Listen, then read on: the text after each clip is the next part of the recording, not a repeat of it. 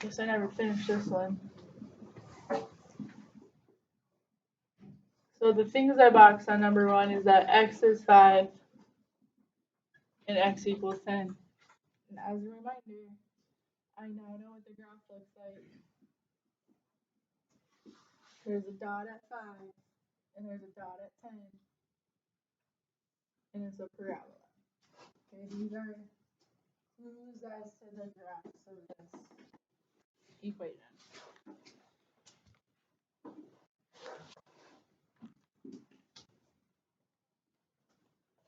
Okay, number 2.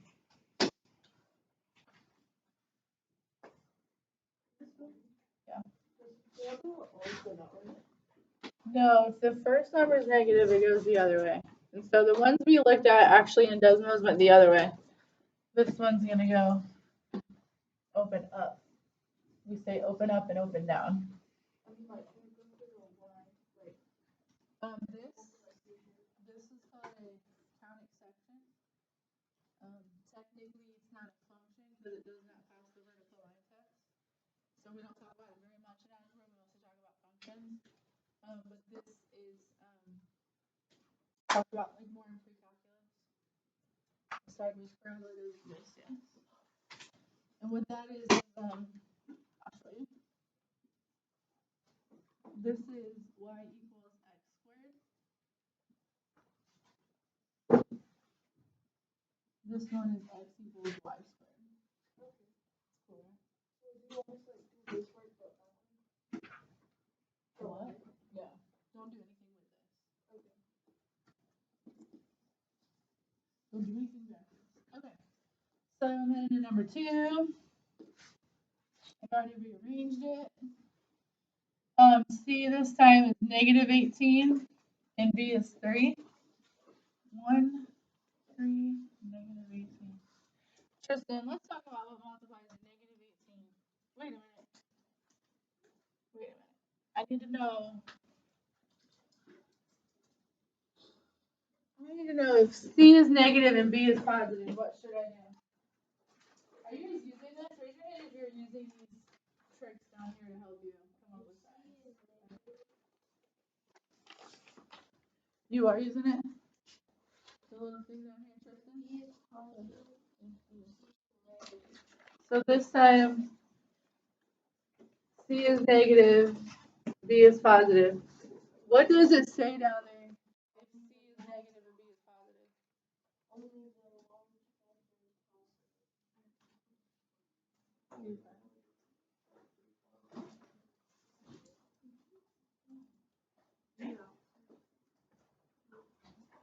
Okay, larger number is positive. That's okay, Travis. You're good. So that means one is positive and one is negative. And our clue here is that the larger one is going to be positive. So as I make my list of things that multiply to be a negative 18, I'll do negative 1 times 18. I'm going to do negative 2 times 9. Negative 3 times 6. That's pretty much it. So if I combine these, negative 1 plus 18, that makes 17, not what I want. Negative 2 plus 9, that makes 7, not what I want. Negative 3 plus 6, that makes 3. Boom, that's what I wanted. I'm going to give that one a happy face. Thank you for working out. It's going to make our lives easier. We have numbers that work. Found my numbers. All right, 2 sets of parentheses. I put the letter in. This time it's a P. It's a minus 3 and a plus 6. Make them equal 0. Solve them, and then it's done.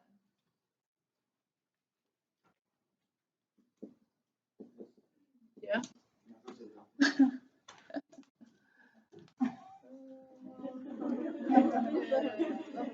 Are you sure now? You don't want to wait a little while?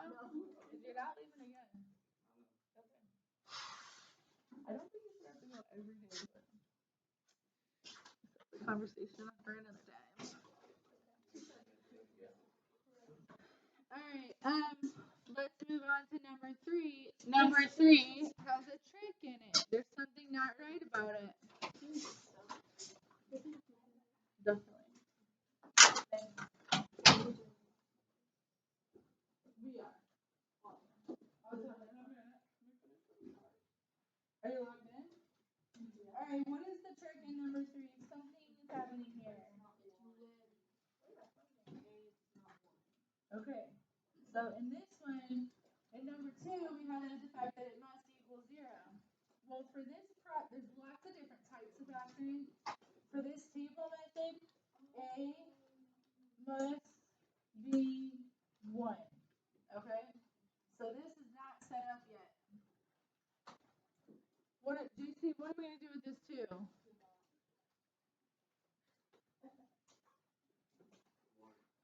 What?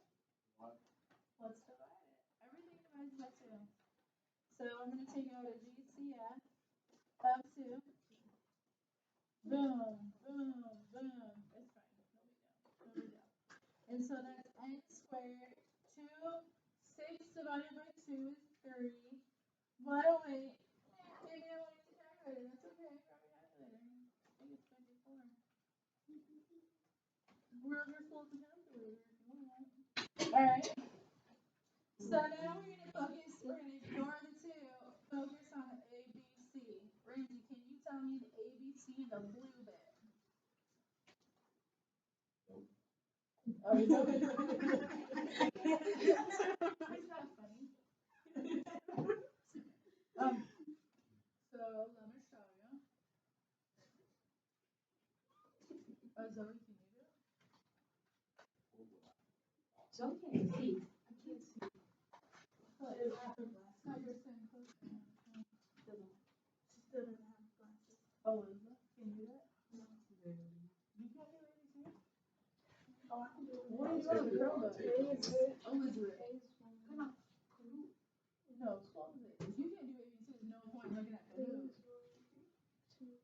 I'm gonna call somebody else. I can't do it. Oh, Leo was ABC. I guess not. A is 1, and B is 3, and C is negative 2. Well, y'all know ABC. Yes, it's right. It was right. I'm so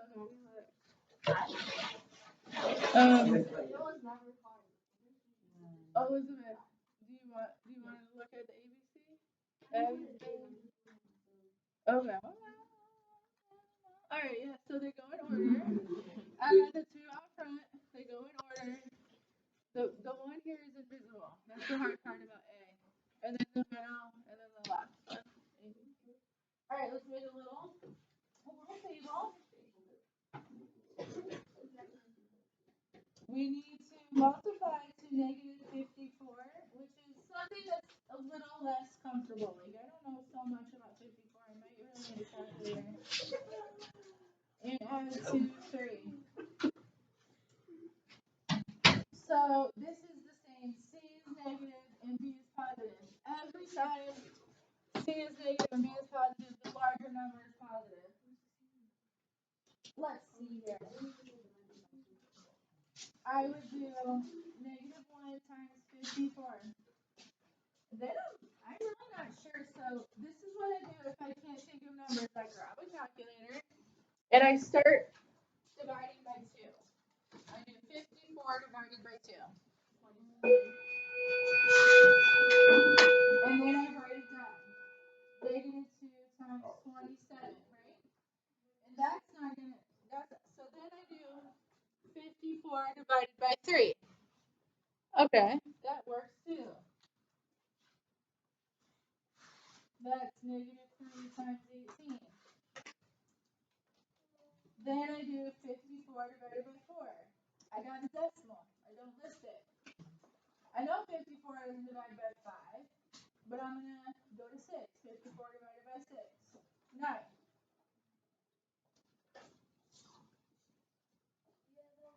54 divided by 7. Doesn't work. 54 divided by 8. Doesn't work. 54 divided by 9. Already in my list. Okay? Do you guys hear what you do if you can't come up with the numbers? You try a calculator. just start dividing by 2, 3, 4, and so on. Keep your list going, okay? Don't. I see students all the time. They say I can't come up with the numbers, and they're just staring into the blank space. Grab a tool. Use a calculator. That's gonna help you come up with numbers. Aaliyah, what are the numbers? -6 times 9. These ones work. Add these together. That equals 3. Awesome. All right, head over to parentheses. N minus 6 and n plus 9. Now the 2 is still there. The 2 that we divided by. So we're going to do 2 equals 0, 9 minus 6, I always do that. N minus 6 equals 0, n plus 9 equals 0.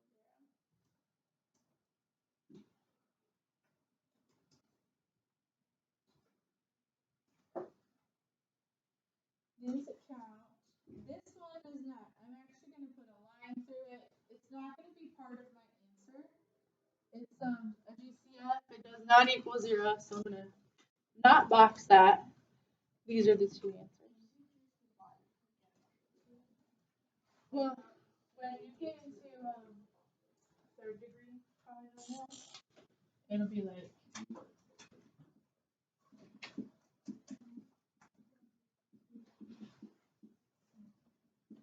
let me do it. 4, 3, 2, 1, like that. And you take a 3x out.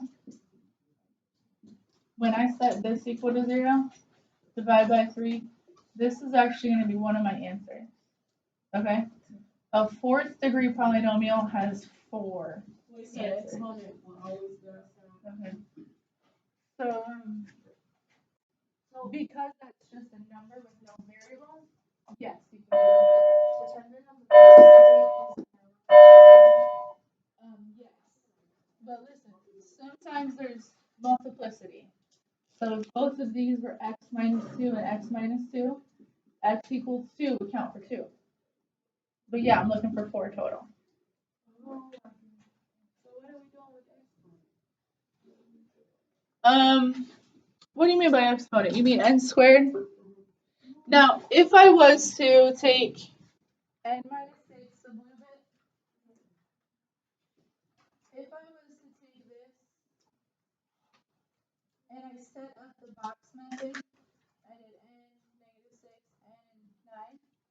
When I multiply that up, n squared, 9n, -6n, -54n, I get what I started with. Alright, so that exponent is there. What we've done is we've broken it apart. And the reason we broke it apart is so that we could solve it easy like this. That's what factoring is breaking it apart.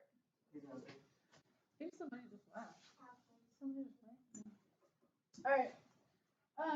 We're now gonna transition into a short Kahoot that is all about GCFs. Okay, it's all about when we divided everything by 2, it's like that. So and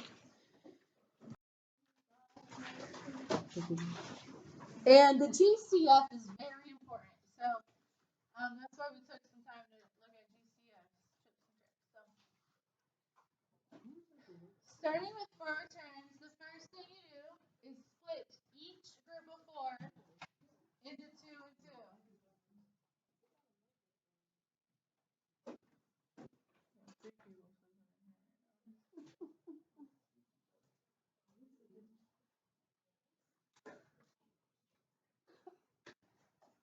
Everybody get into your handout here.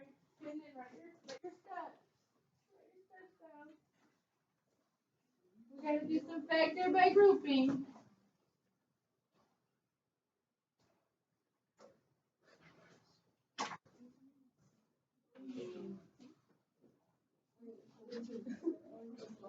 Yes. You know, I was fine. I've seen it act. Sometimes it's a weird smell that I have. But someone last class said it was warm. Yeah, there's a. Yeah, I haven't been over longer.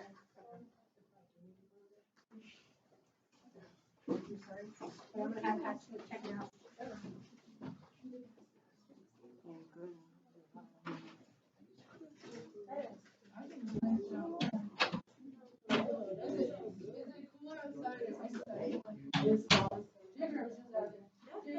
Cooler outside or inside?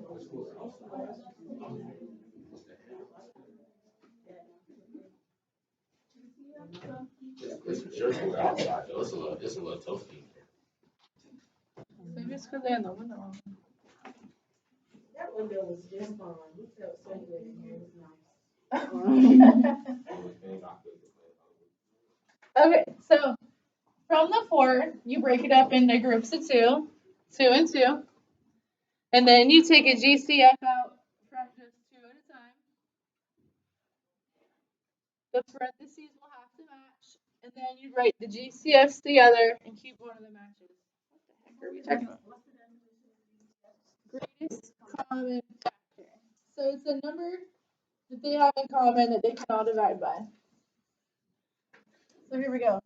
The first one is 8x to the third, 64x squared plus x minus 8. Okay.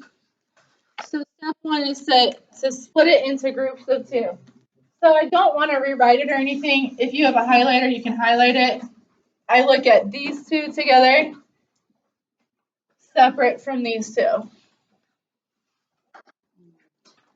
So I hide these 2 and I focus on just 2 at a time. And I take a greatest common factor out of just the first 2. I don't try to do it out of all of them. I just do 2 at a time. So these 2 can both divide by 8, right? And they both have x. And there's a lot of x's. They both have x squared. So I can take an x squared out of them. And then I get a parentheses left here. Question so far? Okay. So I'm going to divide this one by 8x squared and this one by 8x squared.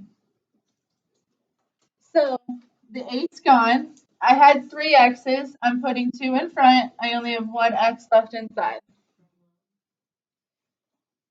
64 divided by 8 leaves 8. I had 2 x's. All 2 are taken out in the GCF, so this one no longer has x with it. That's half of it. Then you cover up the first half, and you do that again for the second half.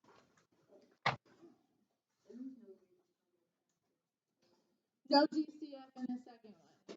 That's okay. You can always take out a 1. So I'm going to do a 1 out of this one.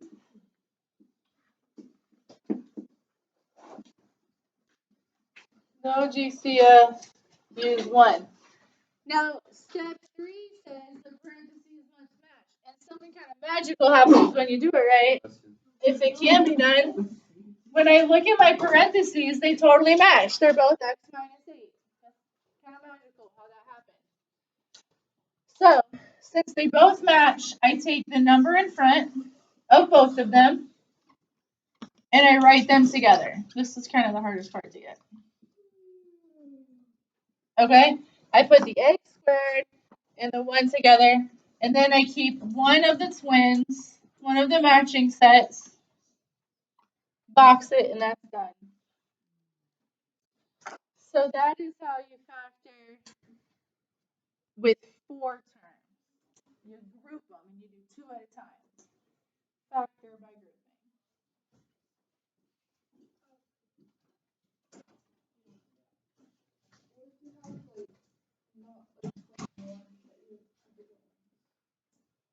If it's not a twin, it's not working, go back and try again. Or maybe it's impossible. It has to be twin. If these don't twin up, it's not possible. Try it again. All right, let's do one more. Let's try to fit in one more here. And then, why don't you guys finish 2 or 3 and 4 for homework? Okay, you don't have to do all 6, but try to get through 4 and then come in. And I have to check on Monday yesterday's assignment too. So. Okay. 12 p to the third 21p squared, 28p, and 49.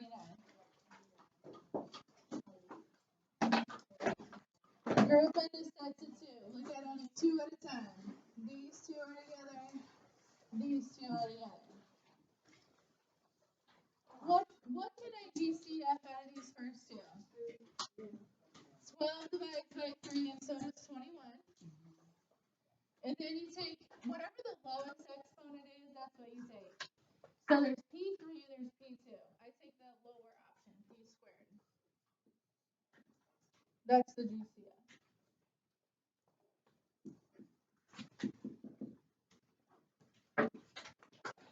Write that out.